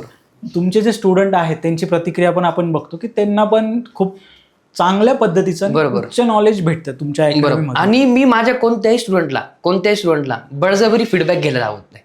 आणि स्टुडंटला मी एकच सांगतो, तुम्हाला जर माझा क्लास नाही आवडला तर तुम्ही माझ्या व्हिडिओमध्ये नाही सांगा, मी तो सुद्धा टाकेल. आणि तुम्हाला खरंच आवडला असेल तर तुमचा जे मनात असेल तेच सांगा. माझ्याकडे कोणताही फोर्स नसतो की तुम्ही हेच बोललं पाहिजे किंवा तेच बोललं पाहिजे. किंवा बोलायचं असेल तर बोला किंवा नाही बोललं तरी चालेल. म्हणजे प्रत्येक ठिकाणी मी फोर्स नाही करत कोणत्या स्टुडंटला. इव्हन स्टुडंट जेव्हा माझ्याकडे शिकण्यासाठी येतात तिथं मी व्हॅनिटीचं पण फोर्स करत नाही की बाबा तुम्हाला 50,000ची व्हॅनिटी घ्यावं लागेल, तुम्हाला 1 लाख रुपयाची व्हॅनिटी घ्यावं लागेल. मी त्यांना एकच सांगतो, अगोदर तुम्ही कला शिका आणि मग हळूहळू इन्व्हेस्टमेंट करत तुमची व्हॅनिटी तुम्हीच गोळा करा, प्रिपेअर करा. बरोबर, तुम्हाला नॉलेज पण येतं एक प्रोडक्टचं. बरोबर. तर आणि डुप्लिकेट ओरिजिनल ओळखायची कशी, ते सुद्धा आपल्याला सांगावं लागते ना की डुप्लिकेट आणि ओरिजिनल मध्ये फरक काय. जर मी मेकअप मधलं एकदम डीप नॉलेज दिलं तर यांना ऑटोमॅटिकली डुप्लिकेट ओरिजिनलचं माहिती आहे, समजून जाते पूर्ण प्रॉपर. ओके, तर इंडस्ट्रीमध्ये, मेकअप इंडस्ट्रीमध्ये एकच आहे की नॉलेज आणि जसं मी बोललो प्रॅक्टिस. आता तुम्ही प्रोफेशनल मेकअप आर्टिस्ट झाले, तर ऑफकोर्स प्रोफेशनल जेव्हा कोणी होतं तर त्यांचे चार्जेस पण मोठे असतात, हां, फीज पण जास्त असतात. बरोबर. तर सगळ्यात मोठा पहिला प्रोजेक्ट तुमचा कोणता होता? आणि ठीक आहे तुम्ही अमाऊंट रिव्हील केली तर ठीक, पण काय एक्सपिरियन्स होता, कसा वाटला होता तुम्हाला, काय केलं होतं तुम्ही? माझं आयुष्यात एक मोठा एक्सपिरियन्स होता. एक ब्राईड होती आणि शी इज फ्रॉम दुबई. ती दुबईला जॉबला होती आणि त्यानंतर तिचा मला फोन आला की मला तुमचे मेकअप आवडलेत, तर तुमच्यासोबत मला डील करायची आहे. माझं वेडिंग आहे, डेस्टिनेशन वेडिंग आहे आणि त्या वेडिंगला आम्ही खूप चांगला खर्च करतो आहे आणि मला एकदम सगळ्या गोष्टी प्रीमियम पाहिजे. मी काही माझे रेफरन्सेस पाठवते. तिने मला रेफरन्सेस पाठवले आणि तिला म्हटलं की ठीक आहे आपण करून घेऊया वगैरे. तर तिचे असे 6 मेकअप होते आणि 6 मेकअपचे मी एका मेकअपचे त्यावेळेस आता त्या गोष्टीला 2 वर्ष झालेत, तरी मी नाशिकच्या मानाने 30,000 रुपये एका मेकअपचे अरे घेतले. मी बापरे. एका मेकअपचे घेतले आणि ती ऑर्डर माझी 30,000नी 6 मेकअप ते झाले आणि बाकीचे सायडर वगैरे असं पकडून मी 3 दिवसाची ती ऑर्डर माझी 3.5 लाख रुपयाची होती आणि ती माझी आत्तापर्यंत 3.5 लाख रुपयाची 3 दिवसाची ऑर्डर माझी ती मोठी होती. त्यामुळे मी ती ऑर्डर विसरणार नाही आणि ती ब्रायडल इतकी खुश झाली, तिचं काम पण सुंदर झालं आणि तिच्या थ्रू सुद्धा परत मला अपकमिंग आता जे ब्राईड्स आहेत 2026 मध्ये ते तिच्या थ्रूच आहे. त्या पण एकदम आणि आता luxurious तुम्ही आणि मध्यंतरी एक जर्मनीचं काहीतरी एक जर्मनीची ब्राईड. हो, तुमच्याकडे नाही असे तर मग ज्या आपल्या भारतीय ज्या मुली आहेत ज्या बाहेरच्या देशांमध्ये शिक्षणाला गेले, नंतर तिथे जॉबला लागले आणि तिथेच राहू लागले आणि तशा तिथेच मग भरपूर तिथं त्यांनी त्यांचे चॉईसेस केले आणि तिथून मग त्यांची लग्न केलं. आता त्यांचं जर्मन त्यांचे Husbands. तिचे हजबंड होते जर्मन आणि मग त्यांनी इंडियात येऊन आपल्या भारतीय संस्कृती पद्धतीने लग्न केलं. तर मग ते लोक पण इंस्टाग्राम सोशल मीडिया बघूनच कनेक्ट होतात आणि त्यांना काम आवडलं की ते आपल्याला कॉन्टॅक्ट करतात. जसं मी बोललो ना की आपलं कामच बोलतं, आपल्या कामांनीच आपल्याला काम मिळणार आहे. तुम्ही कितीही प्रयत्न केला ना की क्लायंटकडे जायचा, तुमचं काम बघूनच तुमच्याकडे क्लायंट येणार आहे. तर अशा पद्धतीने होत गेलं. तर आता माझ्याकडं खूप चांगली कम्युनिटी आहे, डॉक्टर्स कम्युनिटी आहे माझी, पोलीस कम्युनिटी चांगली जॉईन आहे मला. बऱ्यापैकी ब्राईड्स माझ्या सगळ्या डॉक्टर्स आहेत बऱ्यापैकी. माहीत नाही मला माझ्या नशिबात काय आहे, पण सगळ्यात जास्त डॉक्टर्सच ब्राईड आहेत मला. ॲटोमॅटिकली काय माहित नाही, ते ऑटोमॅटिक ती पूर्ण चेन बनून गेलेली ती. ते बघत पण असतील की तुम्ही जे सायंटिफिकली नॉलेज देताय, जे सोशल मीडियावर इंस्टाग्रामवर आहे, त्याचं पण कुठेतरी ते पण होतं. आणि होतं काय, reference घेत समजा असतील. एखादी डॉक्टर ब्राईड आहे, तिचं मी वेडिंगचं काम केलं, तिचा मेकअप सुंदर झाला, पण तिच्या रेफरन्स रेफरन्स तिच्या मैत्रिणी पण आलेल्या असतात ज्यांचं लग्न बाकी आहे, ते बघतात आणि मग ते असे थ्रू कॉन्टॅक्ट करून मग ते पण आपल्याला ऑर्डर. पुढचा प्रश्न माझा तोच आहे की ठीक आहे, एक स्किल असणं, एक आपल्याला ते टॅलेंट आपण ते अचीव करणं किंवा एक प्रोफेशनलिझम एक प्राप्त करून जेव्हा आपण एक सक्सेसफुल मेकअप आर्टिस्ट होतो, त्या अगोदर, ते सक्सेस येण्या अगोदर आपल्याला सगळ्यात महत्त्वाचं हे असतं की क्लायंट बेस कसा तयार करायचा किंवा ब्रायडलपर्यंत आपण कसं पोचलो पाहिजे. आता तर ठीक आहे, आता तुमचं चांगला याच्यात बेस झालेला आहे या इंडस्ट्रीत. तर सुरुवातीला ती ब्रायडल किंवा एखादं क्लायंट भेटण्यासाठी एफर्ट्स घ्यायला लागायची खूप. आता सगळ्यात महत्त्वाचं, ज्यांना मेकअप आर्टिस्ट व्हायचं असेल आणि ज्यांना क्लायंट पाहिजे असेल, त्यांनी मेकअप आर्टिस्टचा कोर्स केल्यानंतर त्यांना कमीत कमी 1-1.5 वर्ष वाट बघणं आहे. त्यांना अगोदर मॉडेल्स तयार करणे, वेगवेगळे मॉडेल्स तयार करणे, त्याच्यावरती मेकअप करणे, मॉडेल्सवर त्यांचं फोटोशूट करणे आणि ते त्यांच्या सोशल मीडियाच्या पेजवरती अपलोड करणे. आता आजकाल काय झालं आहे की ब्राईड जेव्हा कॉन्टॅक्ट करते तेव्हा ती सोशल मीडियाची ID मागते. ती अल्बम मागत नाही आता की तुमचा अल्बम दाखवा. ती आता सोशल मीडियाची ID मागते आणि सोशल मीडियावरतीच आपलं काम बघून आपल्याला ती काम देत असते. कारण की आज सगळं डिजिटल झालं आहे, आता मॅन्युअल काहीच नाही राहिलं. तर तुम्हाला शूट करून त्याच्यावरती टाकणे म्हणजे तुम्हाला इन्व्हेस्टमेंट करणे. तर तुम्हाला कंटिन्यू बी पेअर राहायची आहे, वाट नाही बघायची कधी त्याचं रोप तयार होईल. तर हळूहळू मग तुम्हाला एक क्लायंट जॉईन होतं. मग ते क्लायंट जॉईन झाल्यानंतर त्याचं काम चांगलं होतं. मग तेच क्लायंट 10 लोकांना सांगतं, तेच 10 लोक अजून 10 लोकांना सांगतात आणि अजून ते 10 लोक 10 लोकांना सांगतात. अशी तुमची कस्टमर चेन बनत चालते आणि त्यानंतर मग तुमच्याकडे ते सक्सेस म्हणतो ना आपण की माझ्याकडे आता क्लायंट खूप आहे, आता माझे डेट ऑलरेडी बुक असतात, माझ्याकडे खूप सारे ब्रायडल्स आहेत, आता मला टेन्शन नाही, माझे ऑलरेडी डेट बुक आहे. जसं मी सुद्धा आज मार्चपर्यंत पूर्ण बुक आहे. तर ऑलरेडी डेट बुक कधी होतं, जेव्हा तुम्ही स्टार्टिंग अशी करतात, खूप जास्त मेहनत त्या याच्यावरती करतात. बसून काही केलं नाही आणि बस मला क्लायंट पाहिजे, तर क्लायंट पण तुमच्याकडे कसं येईल जेव्हापर्यंत तुमचं काम बघणार नाही.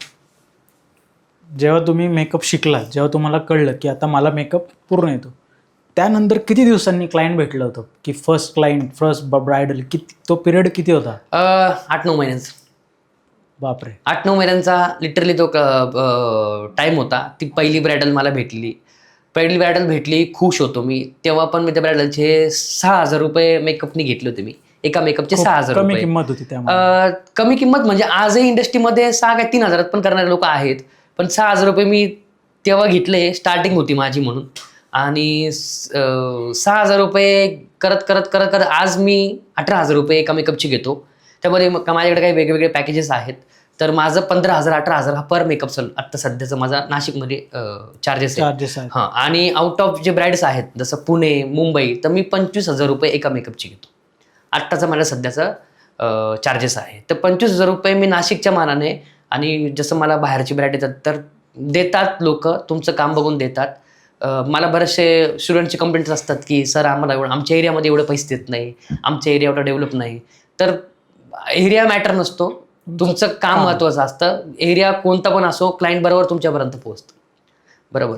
आज मला सांगा, नाशिकमध्ये सिटी सेंटर मॉल आहे. सिटी सेंटर मॉल उंटवाडीमध्ये आहे. उंटवाडी काही वर्षापूर्वी पण डेव्हलप होता का? नव्हता. पण सिटी सेंटर मॉल झालं तिथे. आणि आज नाशिक जिल्ह्याचे कानाकोपऱ्याचे लोक सिटी सेंटर मॉलला गेले आहेत की नाही? का गेलेत? सिटी सेंटर मॉल मिडलला आहे का ना? सिटीच्या मिडलला नाही आहे city centre mall. Outside. City centre mall हे थोडं आउटसाईडलाच आहे, पण गेलेच ना लोक. त्यामुळे तुम्हाला तुमचं अस्तित्व निर्माण करायचं आहे की लोक कुठेही टाकू. मग तुम्ही लोक म्हणतात कॉलेज रोड, गंगापूर रोडला टाका तर तिथे जास्त चालतं, असं नाही. तुम्ही पेट रोडला टाका, तुम्ही मेरी मसूरला टाका, तुम्ही जत्रा हॉटेलला टाका, तुम्ही नाशिक रोडला टाका, तुम्ही कुठेही तुमचं स्टुडिओ टाका. तुमचं काम चांगलं असेल, तुमच्याकडे लोक येणार.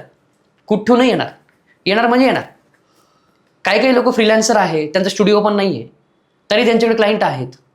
मी स्वतः फ्रीलान्सिंगचं काम केलेत. घरात बसून मी क्लायंट, मग घरी यायचे क्लायंट माझ्याकडे. घरात बसून घरामध्ये चहा पाणी करून ब्रायडल फायनल झालेत. तुमचे पण स्टुडंट आहेत त्याच्यात, बरेचसे आहेत. घरामध्ये मी स्टुडंट शिकवलेत. कितीतरी स्टुडंट मी घरामध्ये बेडरूममध्ये थोडंसं सेटअप केला, प्रॉप बोर्ड वगैरे लावला, आणि बेडरूममध्ये किती वर्ष तुम्ही शिकवलेत. जेव्हा माझे स्टुडिओ नव्हता, 2-3 स्टुडंट काय होईना पण यायचे, तेवढा कॉन्फिडन्स वाढायचा. तर मेकअप इंडस्ट्री जसं तुम्ही म्हणताय, स्टुडिओ तुम्ही प्रिपेअर केला, कधी असं वाटलं होतं की आपण मेकअप आर्टिस्ट तर झालोय, आपण एक प्रोफेशनल मेकअप आर्टिस्ट, आपलं नाव झालेलं आहे, पण याचा वापर आहे ॲज अ एज्युकेटर किंवा एक स्टुडिओ ओपन करायचा, एक अकॅडमी ओपन करायची. अकॅडमी हा शब्द तेवढा सोपा नाही आहे जेवढा वाटतो. बरोबर आहे. पण त्या अकॅडमीमध्ये जेव्हा आपल्याला बाहेरून कोणी शिकण्याच्या हेतून येतं, आणि ते पण मेकअप आर्टिस्ट, कारण ह्या बाकीच्या ज्या गोष्टी असतात त्या सिलेबस वाईज शिकवून आपण मोकळं होतो, पण एका मेकअप आर्टिस्टला, एक समोरच्या स्टुडंटला जे ज्ञान द्यायचं असतं हे प्रॅक्टिकल बेस ज्ञान असतं. याच्यामध्ये तुम्ही त्यांच्यात काहीच हलगर्जीपणा करू शकत नाही अकॅडमीमध्ये देताना, कारण त्यांचं पण फ्युचर तुमच्या त्या कोर्सवर डिपेंड असतं. बरोबर. किंवा त्या पिरियडमध्ये तुम्ही त्यांचे गुरु असतात. तुम्ही जे नॉलेज त्यांना गुरु असतो आणि एक विश्वास असतो, ट्रस्ट. लांबून येतात ते, तुम्ही म्हणता नागपूरमधून येतात, खूप लांबून येतात, पूर्ण महाराष्ट्राच्या कानाकोपऱ्यात लांबून येतात, मराठवाड्यातनं खूपदा मी ऐकलंय ते येतात. मग ते जे अकॅडमीचं जे पर्पज होतं तुमचं ॲज अ एज्युकेटर, तेव्हा काय एक भावना असते किंवा काय कॅरेक्टर काय असतं तुमच्यामध्ये जेव्हा तुम्ही अकॅडमीमध्ये तुम्ही ॲज अ एज्युकेटर म्हणून काम करतात? जबाबदारी सगळ्यात मोठी हे असतं याच्यामध्ये. जसं आता एखादं स्टुडंट माझ्याकडे शिकण्यासाठी येत आहे, त्याचे घरचे माझ्याकडे त्याला पाठवत आहे, तर घरचे काय म्हणून पाठवत आहे की ही या अकॅडमीमध्ये जाऊन चांगली ट्रेन होईल, हिला चांगले मेकअपची स्किल जमेल, मेकअप जमेल, हिला पुढे स्टुडंट पण शिकवायला जमेल. तर हे सगळं करत असताना याच्यामध्ये सेल्फ स्टडी खूप महत्त्वाची आहे. आपण काय नवीन देऊ शकतो स्टुडंटसाठी, स्वतःचे नोट्स काय देऊ शकतो, नवीन मार्केटमध्ये काय आलं हे काय देऊ शकतो, हे प्रत्येक जे अपडेट नॉलेज ना ते आपल्याला स्टुडंटला द्यावं लागतं. त्यासाठी स्वतःला पण अपडेट राहावं लागतं. स्टुडंटची जिम्मेदारी एवढी मोठी असते की तिला महिन्याभरात आलं पाहिजे. त्यासाठी काय एफर्ट घ्यावं लागतात एका आर्टिस्टला, ते सुद्धा याच्यामध्ये मायने करतं. म्हणजे जसं आता एखादी स्टुडंट माझ्याकडे शिकायला आली आणि ती फ्रेशर आहे, तिला काहीच येत नाही, आणि तिची जिम्मेदारी आहे, तिला मला साडी ड्रेपिंग पण शिकवायची आहे, तिला हेअरस्टाईल शिकवायची, तिला मेकअप शिकवायचा आहे. तर तिला मेकअप शिकवायचा आहे, तिला एवढं सगळं शिकवायचं आहे, पण ती फ्रेशर आहे, तिला मेकअपचं पण माहीत नाही. त्यावेळेस एका आर्टिस्टला खूप जास्त प्रिपरेशन करावं लागते, खूप जास्त त्रास असतो, खूप जास्त मेहनत असते की ही मुलगी जर महिन्याभरात नाही शिकली तर तिचे पैसे वाया जातील आणि ती नंतरून बाहेर जाऊन कोणाला नावं ठेवेल तर तुम्हाला मेकअप आर्टिस्टला नावं ठेवेल की मी तिथे क्लासला गेले आणि तिथे मला अजिबात चांगलं शिकवलं नाही. तर ती खूप मोठी जबाबदारी आहे. अकॅडमी चालवणं इतकं सोपं नाही, नुसतं अकॅडमी नाव लिहिणं आणि चालवणं तेच मी त्यासाठी खूप जास्त अवघड आहे. अकॅडमी मी आतापर्यंत खूप सारे स्टुडंट शिकवलेत, माझ्याकडे आकडा पण नाहीये, खूप लांबून लांबून शिकवलेत, सिनियर ब्युटिशियन्स पण शिकवलेत. असे काही ब्युटिशियन्स होत्यात की त्यांना प्रफुल्ल कॅरेक्टर हे खूप छोटं असतानापासून माहीत होतं, पण त्यांना हे पण माहित होतं की प्रफुल्ल खूप सुंदर काम करतो इंडस्ट्रीमध्ये आता आणि त्याच्याकडे नॉलेज पण खूप चांगलं आहे. तर अशा काही ब्युटिशियन सुद्धा होत्या का त्या माझ्याकडे अपडेट होण्यासाठी सुद्धा आल्यात. माझ्याकडे प्रायव्हेट क्लासेस पण असतात मेकअपचे, जिथे सिनियर ब्युटिशियन आहे पण तिला रिव्हील नाही करायचे की ती कुठे शिकायला चालली. बरोबर. मी मला दाखवायचं नाही की मी कुठे अपडेट आयडेंटिटी रिव्हील नाही करत आयडेंटिटी ते, रिव्हील नाही करायची आहे, पण नॉलेज पाहिजे. नॉलेज पाहिजे. तर अशा बऱ्याचशा ब्युटिशियन्स मी ट्रेन केलेत, बरेच मेकअप आर्टिस्ट ट्रेन केलेत आणि त्यांना खूप आवडलं माझं काम की नाही खरंच खूप काही नवीन शिकायला मिळालं तुझ्याकडनं. आम्हाला एवढं आणि त्यांनी एकच सांगितलं, आम्हाला एवढं कळलं की आर्टला वय नसतं, सिनियर ज्युनियर काहीच नसतं, आर्टला हे वय नसतं, आर्ट हे आर्टच असतं. तुम्ही तर कोणत्याही त्यांनी वयात घेऊ तुम्ही कोणत्या वयामध्ये सिनियरिटी प्राप्त करू शकता. शकता. असं गरजेचं नाहीये की 50 वर्ष झालं तरच तो आर्टिस्ट सिनियर आहे, असं गरजेचं नाहीये. इथे काय तुम्हाला डिग्री घ्यायची नाही, पोस्ट ग्रॅज्युएशन करायचं नाही. बरोबर. तुमचं जे बेसिक आहे ते फक्त स्किल, टॅलेंट आणि नॉलेज. बरोबर, त्याला पॉलिश करत चालायचं बस, बस. polish करत आणि मी जसं बोललो की अपडेट होत चालायचं, ऑटोमॅटिकली सगळ्या गोष्टी घडतात. अशी काही विचित्र अशी काही रिस्पॉन्स असेल किंवा एखादी प्रतिक्रिया असेल, अशी एखाद्या स्टुडंटकडून आली होती की असं पण तुम्हाला असं वाटलं नसेल की अरे यार हे पण होऊ शकतं, असं कधी वाटलं? जेव्हा स्टार्टिंग होती ना माझी, तेव्हा 100% एक 10 स्टुडंटपैकी 2 स्टुडंटची कंप्लेंट असायची की मला हे तुमचं थोडंसं डोक्याच्या वरती गेलं, मला हे नाही समजलं, मला ते नाही समजलं. Complaints complaints complaints complaints complaints. पण कुठेतरी ना एक विचार पण करायचा की त्या 10 जणींपैकी 2 जणींनाच कंप्लेंट्स आले, 8 जणींना कंप्लेंट नाहीये. शिकवलं तर सगळ्यांना सारखंच आहे ना, मग 8 जणींना जमलं काम, 2 जणींना का जमत नाही?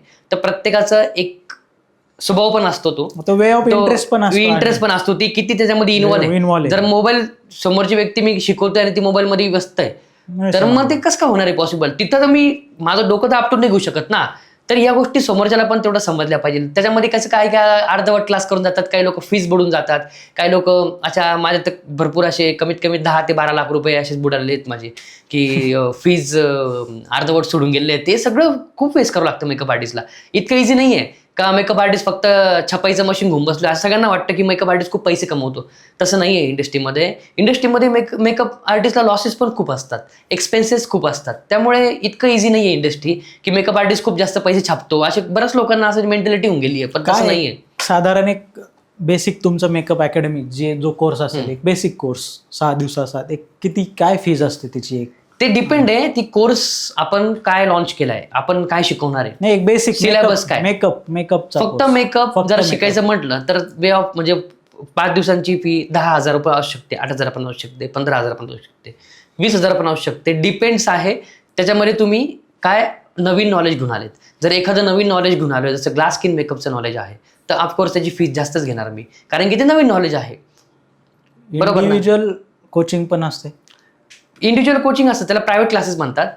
जसं फेस रिव्हील, आयडेंटिटी रिव्हील नाही करायची आहे, पण त्या ब्युटिशियनला किंवा त्या मेकअप आर्टिस्टला माझ्याकडे त्यांना अपडेट व्हायचं आहे, त्यांना माझं कला शिकायची आहे, पण त्यांना लोकांना दाखवायचं नाही की मी कोणाकडे शिकली, तर ते लोक सुद्धा येऊन शिकू काय फी शकतात. असते त्याची? त्याची फी जास्त असते. किती असते त्याची फी? त्याची 10 दिवसांची 30,000 रुपये फी घेतो मी. 30,000 रुपये? हो, 10 10 दिवसाचे 30,000. 30,000 रुपये फी असते. तर त्याच्यात फरक पण असेल ना, त्या कोचिंग मध्ये फरक पण पडत असेल ना? कोचिंगमध्ये फरक पडतो म्हणजे कसं आहे की आपल्याला 2 लोकांना पण फुल टाइम द्यावं लागतं ना, सकाळी 11 ते संध्याकाळी 5 वाजेपर्यंत. मग ती 1 असो, 2 असो, 3 असो, त्यांना फुल टाइम द्यावा लागतो आणि पूर्ण नॉलेज देणं, मॉडेल्स तयार करणं. आता एक मॉडेल बनवायची, मेकअप एका मॉडेलवरती डेमो करायचा मेकअपचा, तर खर्च कमी आहे का? त्या मॉडेलची ज्वेलरीचा खर्च, त्या मॉडेलचा कपड्यांचा खर्च, त्या मॉडेलचा स्वतः जी मॉडेल्स जेव्हा येतात तर मॉडेल्स पण पे घेतात ना, पैसे घेतात मॉडेल्स पण. त्या मॉडेलचे पैसे, तिचं खानपान, बाकीचे expenses, light bill, AC bill, हे मग सगळं. तर मग कुठेतरी एक मॉडेल सुद्धा 8-9 हजार रुपयाला निघूनच जाते.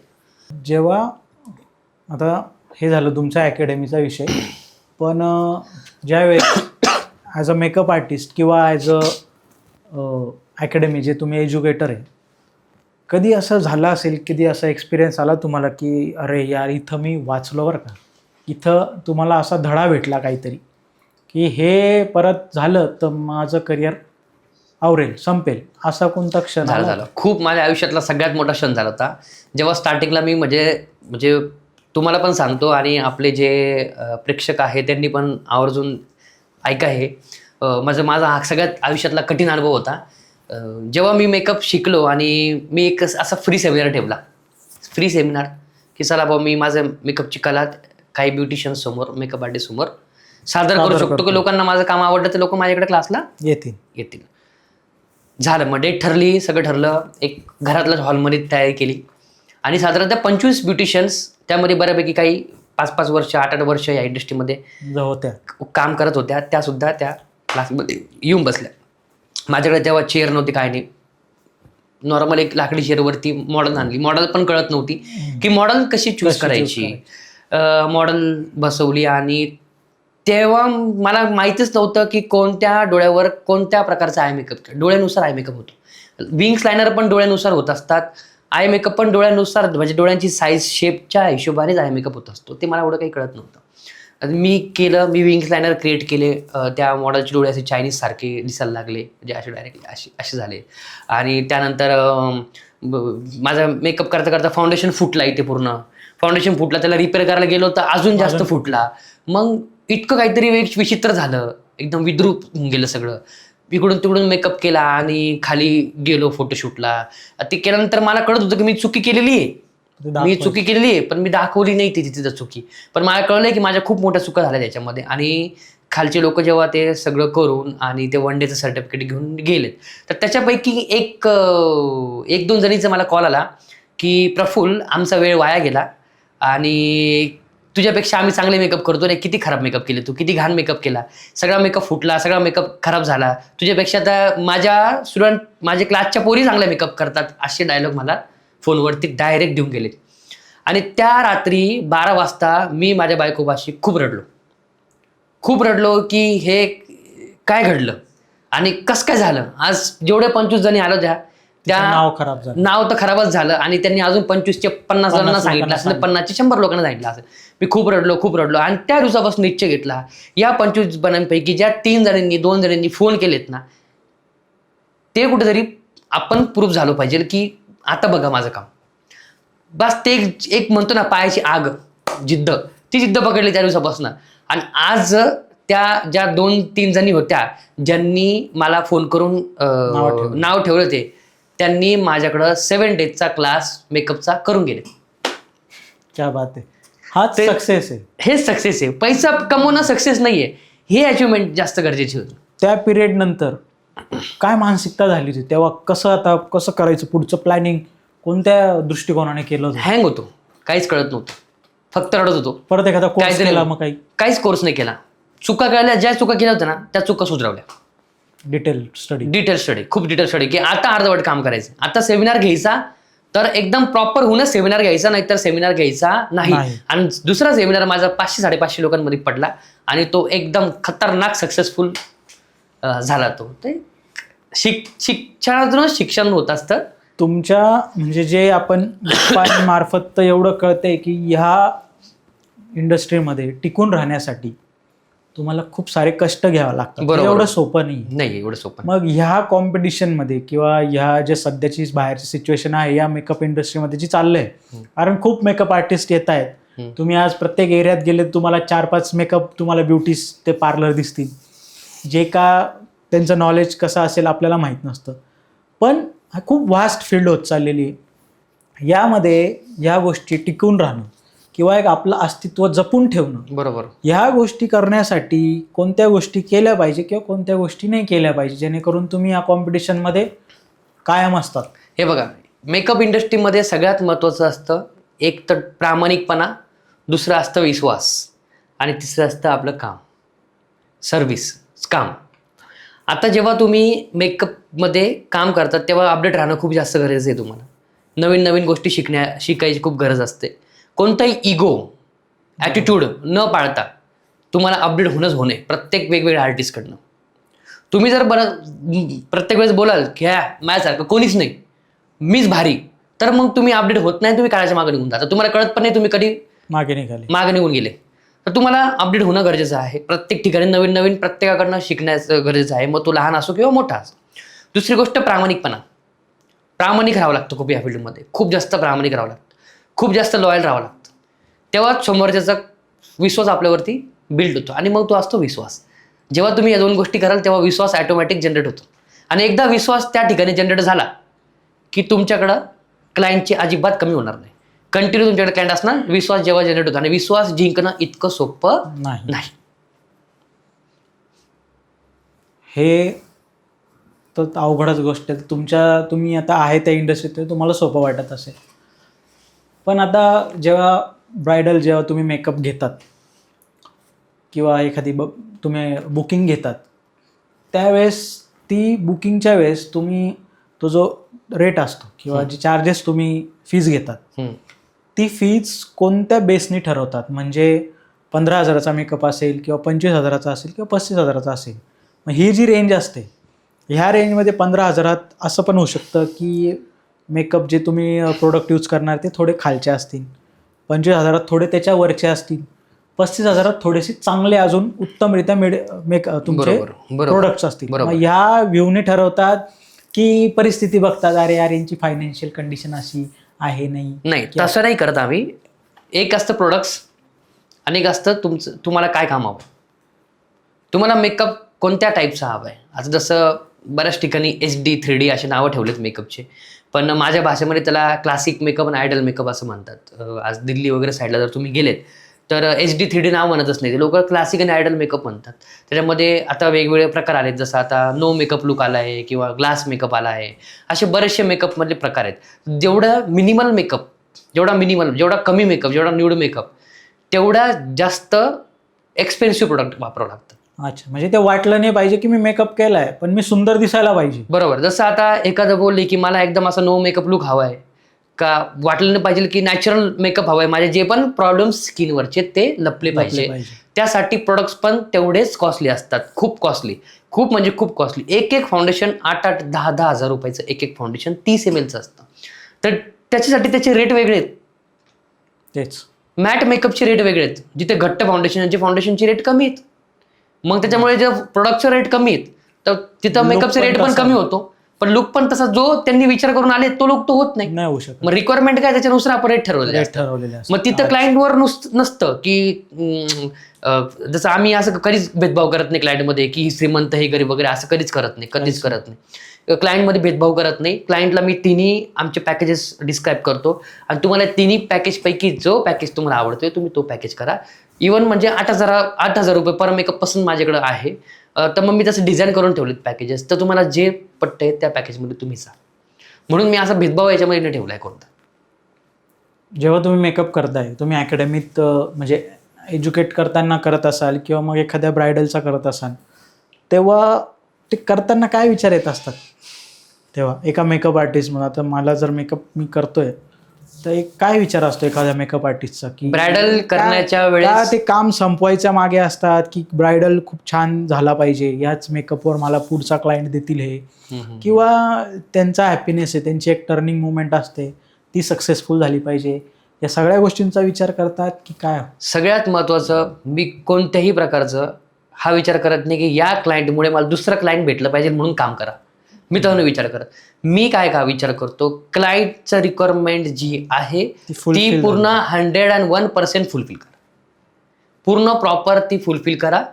क्लायंटला सॅटिस्फॅक्शन झालं पाहिजे की मी जो विचार लुक केला होता तोच लुक प्रफुल्लनी केला. ॲटोमॅटिक तुम्हाला कामं मिळणार आहे. त्यामुळे तिथं फोकस, आणि मग तो फोकस, ती तयारी, ती धावपळ तेच डोक्यात असतं. त्याच्या व्यतिरिक्त डोक्यामध्ये काही नसतं. प्रपोज तुम्ही ह्या इंडस्ट्रीत एक चांगलं तुमचा एक बेस झालेला आहे, चांगलं नाव पण झालेलं आहे, तुम्ही बाहेर पण चांगलं आहे, असं नाही की महाराष्ट्रातच आहे, बाहेर पण तुम्ही मेकअप केलेले आहे, एक्सपोजला अटेंड केलेलं आहे. तर एवढ्या सगळ्या गोष्टी करून कधीतरी असं स्वतःला वाटतं की अरे यार आता आपल्याला चांगला सक्सेस आहे, आपण आपली घरदार तर चालवूच शकतो आणि पैसे तर कमवूच शकतो. पण ह्या गोष्टी जेव्हा आपण डील करतो तेव्हा एक काय भावना तुम्ही घेऊन चालतात की यार मला पैसे जास्त भेटत आहे किंवा मला क्लायंट जास्त भेटत आहेत? म्हणजे तुम्ही तुमचं जे सक्सेस आहे, तो जो सक्सेस आहे तो तुम्ही कोणत्या मार्गाने बघतात की मी आता खूप जास्त पैसे कमवायला लागलो, की माझ्याकडनं ब्रायडल्स तर बुक होतात आहे पण ते क्लायंट्स माझे सॅटिस्फाय होत आहे? कोणत्या मार्गाने बघतात तुम्ही हे यश? हे बघा, पैसे तर हे शेवटी आयुष्य आपलं जे चालते ते पैशांशिवाय तर काही होत नाही. पैसे तर कमवावंच लागतात, बरोबर. पण पैसे कमवत असताना लोकांचा विश्वास जिंकत राहणं खूप जास्त गरजेचं आहे. जर विश्वास जिंकतो आहे, क्लायंट्स चांगले जमत आहेत माझे आणि जेव्हा क्लायंट्सचं माझं काम आवडते तर तिथं मला जास्त आनंद होतो. तिथं मी सक्सेस आहे. बरोबर. तिथं मी सक्सेस आहे. खूप जास्त पैसे कमवतोय, 1 कोटीची गाडी घेतली, 2 कोटीचा बंगला बांधला आणि मग माझ्यासारखं कोणीच नाही, तसं नाही. There is no success. तो सक्सेस नाहीच. तो सक्सेस नाहीच आहे. तो सक्सेस काय ॲरोगन्स आहे, तो ॲरोगन्स म्हणता येईल. ते का नाही. शेवटी अन्न वस्त्र निवारा. माणूस जेव्हा जातो सगळं सोडूनच जा. सगळं सोडून जातो. लाकूड असतं, लाकडावरती ठेवणार, चित्ता जळणार आणि माणसाच्या खिशामध्ये 1 रुपयाचं फक्त ते इथं माझ्यामध्ये कॉईन चिटकणार आणि तो माणूस जाणार. त्याच्या व्यतिरिक्त काही घेऊन जातो का माणूस? काही घेऊन जात नाही. मग घेऊन का जातो? तो लोकांचा विश्वास. चांगला होता, भारी आर्टिस्ट होता, भारी माणूस होता, स्टेटस ठेवतील असं काहीतरी करून जायचं.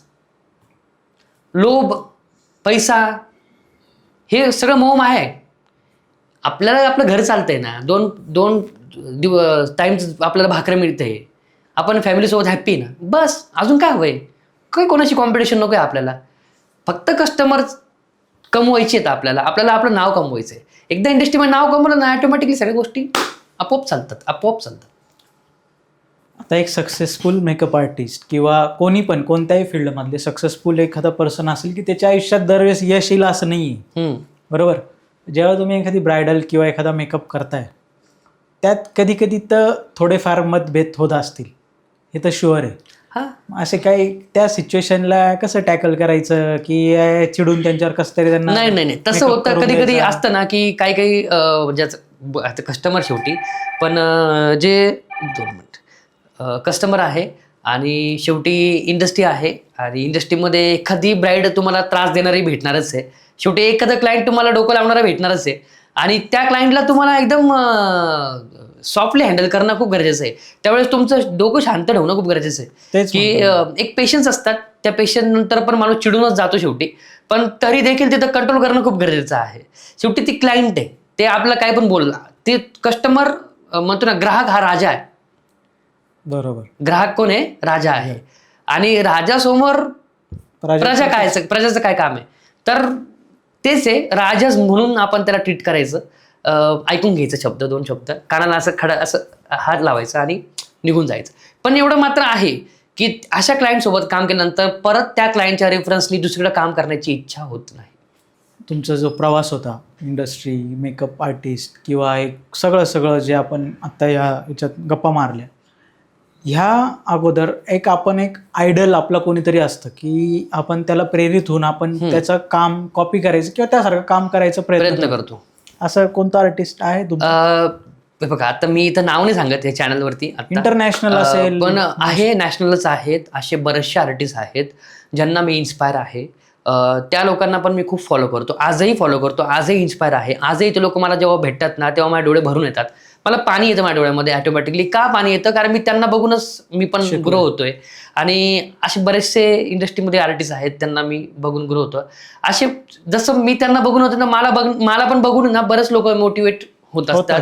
त्यांना पण असंच माझ्याबद्दल वाटतं, कारण मला असे फोन पण आलेत. बरोबर, फोन आलेत असे. पण तोच एक आनंद आहे की मी पण कोणाला तरी मोटिवेट होतोय आणि तो समोरचा व्यक्ती सुद्धा कोणावर तरी मोटिवेट होत असेल. तर अशीच चेन चालते. या चेननुसारच तुम्हाला चालायचं. एखादा आता प्रत्येक माणसाचं, प्रत्येक एखाद्या आर्टिस्टचं एक सिग्नेचर असते, एक लुक असतो. बरोबर. जो तोचा फेवरेट असतो, त्याच्यात तो मास्टर असतो. बरोबर.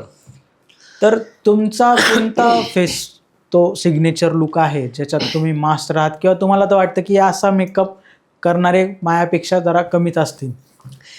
हे बघा, आता जसं तुम्हाला बोललो, पहिले काय होतं, पहिलं सिग्नेचर कसं होतं की अगोदर विंग लायनर, खूप जास्त कलरफुल आहे मेकअप, खूप जास्त हेवी आयब्रोज, खूप जास्त हेवी बेस, असं ट्रेंड होतं अगोदर. आता ट्रेंड बदलला, आता नो मेकअप लुक्स आलं. तर आत्ताच्या ट्रेंडनुसार जर बघायला गेलं माझा सिग्नेचर लुक, तर तो माझा ग्लास मेकअप आहे.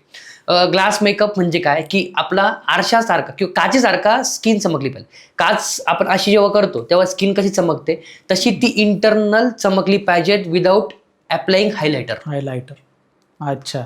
ओके. तर ते ग्लास मेकअपची जी स्किल आहे ती मी अपडेट केली स्वतःची. त्याच्यामध्ये बरेचसे प्रोडक्ट अपग्रेड आहे. खूप जास्त प्रोडक्ट अपग्रेड करावे लागतात. खूप एक्सपेन्सिव्ह आहेत ते प्रोडक्ट, पण खूप फरक पडतो. ग्लास मेकअपची जी मजा आहे ना, ती कोणत्याच मेकअपमध्ये नाही. सध्या माझा सिग्नेचर किंवा मला जे इंटरेस्ट आहे, जे माझं ट्रेंड आहे, ते सध्या ग्लास मेकअप आहे. आणि आता ऑब्व्हियसली त्याच्यात टाईप पण असेल, की आता प्रत्येक माणूस तर सारखा नाही आहे, प्रत्येक वेगवेगळा आहे. बरोबर. तर कोणता फेस टाईप असतो ज्याच्यावर मेकअप करणं सोपं जातं? Oval face. ओव्हल टाईपचा जो फेस असतो ना, तो सगळ्यात सुंदर मानला जातो. त्याच्यावरती मेकअप खूप सुंदर होतात, फीचर्स खूप चांगले इनहॅन्स होतात. मेकअप करणे म्हणजे फीचर्सला इनहॅन्स करणे. थोडक्यात काय, दबलेल्या भागाला उठवदार बनवणे आणि उठवदार भागाला त्याला कम्प्रेस करणं, कम्प्रेस म्हणू शकतो आपण, त्याला डीप देणे. ओके, डेप्थ देणे, त्याला कुठेतरी दाबणे. तर तेव्हा ते फीचर्स इनहॅन्स होतात. कधी कधी कोणतं जसं हा भाग दबलेला आहे, हा भाग दबलेला आहे, हा भाग असा मध्ये आहे, त्याला आपल्याला हायलाइट्स करावं लागतात. काही भागांना आपल्याला दाबावा पण लागतो. जो भाग जास्त उंच आहे आपल्या फेसपेक्षा, तर त्याला मॉडिफिकेशन करावं लागतं. त्याला मेकअप म्हणतात. मेकअप करणं म्हणजे लेपापट्टी करणं नाही बुवा, असं काहीतरी घेतलं आणि गोरं गोरं पांढरं शुभ्र करून ठेवलं, त्याला मेकअप नाही म्हणत. मेकअप हा स्किन टू स्किन होतो आणि फीचर्स इनहॅन्स होतात मेकअपमध्ये.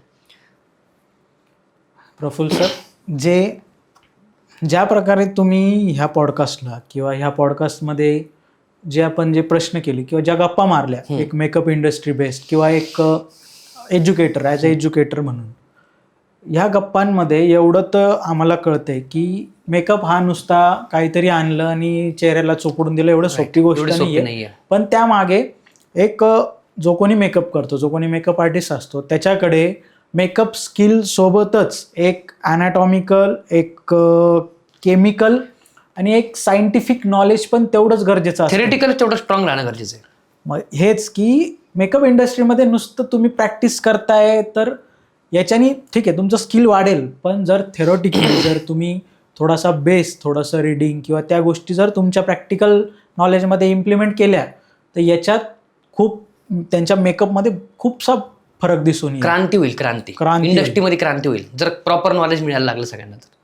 पण त्यासाठी तेवढं एज्युकेशन आपल्याला घेणं पण गरजेचं आहे. तेवढे बुक्स रिडिंग करणं गरजेचं आहे. तेवढ्या केमिस्ट्रीच्या बुक्स रिडिंग करणं गरजेचं आहे. तर तुम्ही जे आपले व्ह्युअर्स आहे, जे ह्या इंडस्ट्रीत त्यांचा प्लॅन चालू आहे, स्पेशली मेल कॅन्डिडेट आणि फिमेल पण असं नाही, त्यांच्यासाठी असे काय गोष्टी आहेत की ज्या एक ह्या टिक गोष्टी की ह्या असल्याच पाहिजे तरच तुम्ही या इंडस्ट्रीत पाय रोवू शकता किंवा तुम्ही सक्सेस होऊ शकता? अशा कोणत्या गोष्टी जे तुम्ही व्ह्युअर्सला सांगू इच्छुकाल? मी व्ह्युअर्सला एकच सांगेल, तुम्हाला एक लागते आवड.